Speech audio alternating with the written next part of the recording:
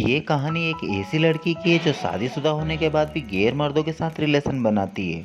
आगे वो दोनों क्या करते हैं ये हम आज की इस वीडियो में देखते हैं। हेलो दोस्तों, आज मैं एक्सप्लेन करने वाला हूँ 2006 में आई मूवी जिसका नाम है लिटिल चिल्ड्रन। मूवी स्टार्ट होती है और हम एक सारा नाम की औरत को देखते हैं। सारा की एक बेटी है जिसका नाम लूसी है और उसके हस्बैंड का नाम रिचर्ड है। शादी से पहले सारा बहुत कुछ करना चाहती थी, पर जब से उसकी शादी हुई है तब से वो अपने घर को संभालने में ही बिजी रहती है। उसका सारा टाइम अपनी बेटी की देखभाल करने में ही निकल जाता है। सारा के साथ रिचर्ड का रिलेशन भी कुछ ठीक नहीं है। रिचर्ड को गंदी फिल्में देखने की आदत है। वो हमेशा इंटरनेट पर ही लगा रहता है और सारा को टाइम नहीं देता। एक दिन सारा उसे पोर्न देखते हुए हिलाते हुए देख लेती है। तब से उन दोनों में ज़्यादा बातचीत नहीं होती और दोनों अलग अलग सोते हैं। सारा अक्सर अपनी बेटी को लेकर पार्क में घूमने जाया करती थी। ऐसे ही एक दिन सारा अपनी बेटी को लेकर पार्क में ले जाती है। वहाँ पर 3 औरतें बैठी होती है जो हमेशा दूसरे के बारे में इधर उधर की बातें किया करती है, पर सारा इन सबसे अलग होती है। वो हमेशा इन लोगों से दूरी बनाकर ही रखती है। एक दिन एक ब्रेड नाम का आदमी अपने बेटे को लेकर उस पार्क में आता है। उसके बेटे का नाम एरोन होता है। वैसे तो ब्रेड रोज इस पार्क में आता है, पर सारा उसे पहली बार देखती है। वो तीनों औरतें हमेशा ब्रेड को देखती रहती है। तीनों ही उसके ऊपर फिदा है, पर किसी की भी हिम्मत नहीं होती कि जाकर उससे बात करे। सारा उससे पूछते हैं कि ऐसा इसमें स्पेशल क्या है। तब वो औरतें सारा को एक चैलेंज देती है कि अगर तुमने इसका फ़ोन नंबर ले लिया तो हम तुम्हें $5 देंगे। सारा भी इस चैलेंज को एक्सेप्ट कर लेती है। अब वो लूसी को लेकर ब्रेड के पास जाती है और बातों बातों में उसका नाम पूछती है। वो कहता है कि मेरा नाम ब्रेड है और मेरी पत्नी विज्ञापन में काम करती है। सारा भी अपने बारे में बताती है और अपनी बेटी और अपने पति के बारे में बताती है। इसके बाद शर्त के मुताबिक वो उससे उसका नंबर मांगती है। साथ ही वो उसे बताती है कि अगर तुम मुझे अपना नंबर देते हो तो मुझे $5 मिलेंगे।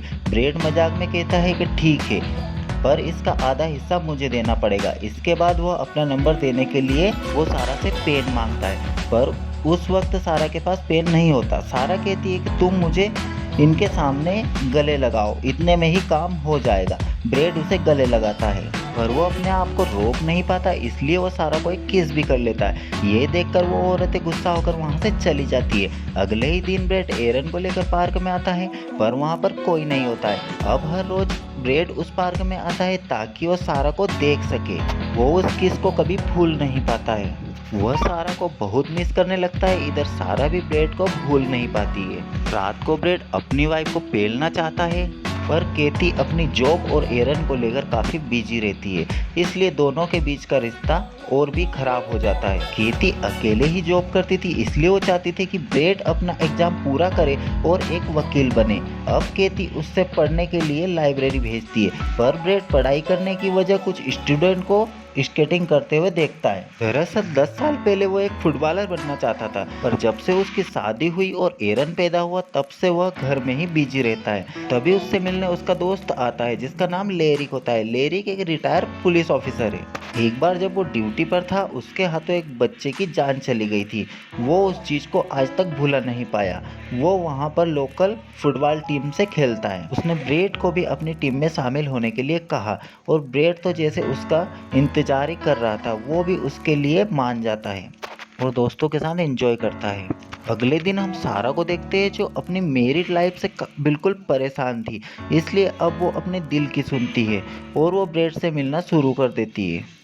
दोनों एक दूसरे को देखकर बहुत ही खुश थे और काफ़ी अच्छे दोस्त भी बन जाते और लूसी और एरन भी काफ़ी अच्छी दोस्ती हो जाती है। ब्रेड और सारा एक दूसरे को पसंद करने लगते हैं और वो शादीशुदा थे, इसलिए दोनों अपने बीच के रिलेशन को दोस्ती तक ही सीमित रखते थे। एक दिन तेज बारिश के चलते सारा और ब्रेड को अपने बच्चों को लेकर सारा के घर आना पड़ा। यहाँ पर दोनों बच्चों को एक ही रूम में सुला देते हैं और सारा जब अपने कपड़े सुखाने चली जाती है तब ब्रेड को उसकी किताब में अपनी तस्वीर मिलती है। यह देखकर ब्रेड समझ जाता है कि सारा भी उसे पसंद करती है। वो सारा के पास जाता है और उसे किस करता है। दोनों एक दूसरे को रोक नहीं पाते और फिजिकल होते।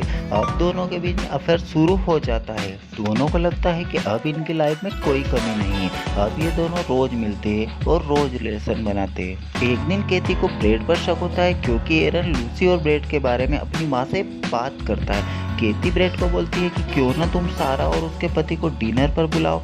ब्रेड मना नहीं कर पाया क्योंकि अगर वो मना करता तो केती का शक पक्का हो जाता, इसलिए फाइनली वो सारा और उसके पति को डिनर पर बुलाता है। डिनर करते समय सारा और ब्रेड की बातचीत से केती को उन पर शक होने लगता है।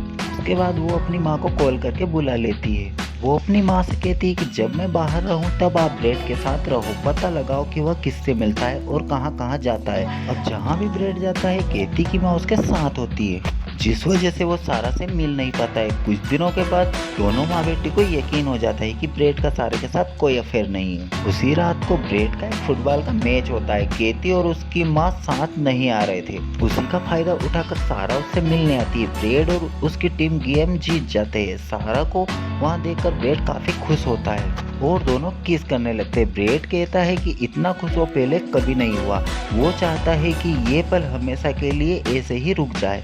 सारा कहती है कि उनके रिश्ते का कोई मतलब नहीं है क्योंकि सारा चाहती है कि वो ब्रेड के साथ बिना किसी परेशानी के पूरी लाइफ रह सके। अब दोनों वहां से भागने का डिसाइड करते हैं। सारा अपने साथ लूसी को ले जाने का फैसला लेती है और ब्रेड अपना सब कुछ छोड़कर सारा के साथ एक नई जिंदगी शुरू करेगा। इस एरिया में एक बंदा है जिसका नाम है रोनी। रोनी की मेंटल हालत बहुत ही खराब है।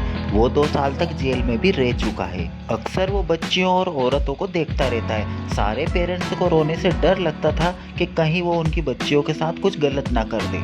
एक दिन रोनी स्विमिंग करने के लिए आता है और बच्चियों के बीच में तैरना शुरू करता है। बहुत जल्दी सब उसे पहचान लेते हैं और थोड़ी देर बाद पुलिस भी वहां आ जाती है और उसे वहां से भगा दिया जाता है। रोनी की माँ ये चाहती है कि उनके मरने से पहले रोनी की ये प्रॉब्लम खत्म हो जाए, उसकी ज़िंदगी में कोई औरत आ जाए ताकि वो उसके साथ खुशहाल ज़िंदगी बिता सके।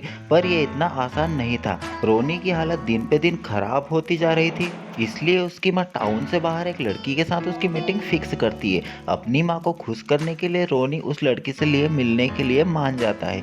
फाइनली वो उस औरत से मिलता है। वो औरत रोनी को लेकर बहुत ही सीरियस थी। दरअसल उस औरत की भी लाइफ कुछ ठीक नहीं थी, इसलिए वो चाहती थी कि वो रोनी के साथ एक नई जिंदगी शुरू करे। मिलने के बाद जब वो औरत रोनी को छोड़ने जाती है तब रोनी अपनी बीमारी को रोक नहीं पाता है और उसके सामने ही हिलाने लगता है, जिसे देखकर वो औरत बहुत ही नाराज हो जाती है और वो रोनी को गाड़ी से नीचे उतार कर वहाँ से चली जाती है। और इस तरह से रोनी की लाइफ में एक औरत आने वाली थी पर वो भी नहीं आती है। अब उसकी माँ की इच्छा भी अधूरी रह जाती है और रोनी को भी इस बात का बहुत दुख होता है। ब्रेड अपने फ्रेंड को रोनी के बारे में बताता है। लेरी रोनी पर बहुत गुस्सा होता है। ऐसा इंसान हमारी सोसाइटी में क्या कर रहा है। वह रोनी के घर जाता है और घर के बाहर ही चिल्लाने लगता है। ये सुनकर आसपास के लोग की नींदें टूट जाती है। तभी रोनी की माँ घर से बाहर आती है और वो लेरी को वहाँ से जाने को बोलती है, पर लेरी किसी की बात मानने के लिए तैयार नहीं था। तभी रोनी की माँ को दिल का दौरा पड़ता है। उसके बाद उन्हें हॉस्पिटल ले जाया जाता है और लेरी को पुलिस पकड़कर ले जाती है। रोनी हॉस्पिटल में वेट कर रहा था, तभी डॉक्टर आकर उसे कहते हैं कि वो उसकी माँ को नहीं बचा पाए। ये सुनकर लेरी बहुत ही टूट जाता है और अपने घर वापस चला जाता है। घर पर उसे अपनी माँ का एक खत मिलता है जिसमें लिखा था कि एक अच्छा इंसान बनो। यह देखकर रोनी बहुत ही रोने लगता है और अपने घर से बाहर निकल जाता है। उसी रात लेरी को भी छोड़ दिया जाता है। उसे अपनी गलतियों का एहसास हो गया था, इसलिए वो रोनी से माफ़ी मांगने उसके घर आता है, पर रोनी वहाँ पर नहीं था। उसी रात ब्रेड और सारा अपने घर से भागने का प्लान बना लेते हैं। सारा लूसी को लेकर ब्रेड के आने से पहले ही वो पार्क में पहुंच जाती है। इधर ब्रेड भी घर से निकल रहा था। वो आखिरी बार अपने बेटे से मिलता है और उसे कहता है कि वो उसे बहुत प्यार करता है। वो केती के लिए एक खत भी लिखता है, पर वो चाहता है कि वो भागने के बाद उस खत को पोस्ट करेगा। उसके बाद वो घर से निकल जाता है और पार्क की तरफ जाने लगता है। रास्ते में वो प्लेग्राउंड आता है जहाँ वो फुटबॉल खेला करता था।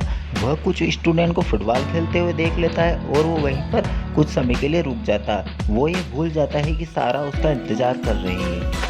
उधर सारा बहुत देर से उसका इंतजार कर रही थी। तभी वहाँ रोनी आ जाता है और रोते हुए सारा के बगल में बैठ जाता है। तभी अचानक लूसी कहीं गायब हो जाती है। सारा भागते हुए उसे ढूंढने लगती है। काफी समय के बाद लूसी मिल जाती है। सारा अब बहुत रोने लगती है। उसे ये एहसास होता है कि वो अपने परिवार के साथ क्या करने जा रही थी। ऐसे वो लूसी को क्या जिंदगी दे पाएगी। वो ब्रेड के साथ ऐसी लाइफ शुरू करने जा रही थी जो इस वक्त सही नहीं है। वो लूसी से माफ़ी मांगती है और उसे वापस घर ले जाती है। इधर ब्रेड को स्केटिंग करते वक्त काफ़ी चोट लग गई थी। जब उसे होश आता है तब वो अपनी वाइफ को बुलाने के लिए कहता है। उसे भी यह एहसास होता है कि वह अपने परिवार को नहीं छोड़ेगा। इधर सारा भी अब घर आ गई थी। अब सारा ने डिसाइड कर लिया है कि उसका रिचर्ड के साथ कैसा भी रिश्ता हो वो उसे निभाएगी। लेरी रोनी से माफ़ी मांगता है और उसे कहता है कि उसकी माँ की मौत का जिम्मेदार वो खुद को मानता है और आज के बाद वो उसे कभी परेशान नहीं करेगा। तभी उसे पता चलता है कि रोनी ने अपना प्राइवेट पार्ट काट लिया है। वो उसे उठाकर हॉस्पिटल ले जाता है। उसी वक्त वहाँ ब्रेड भी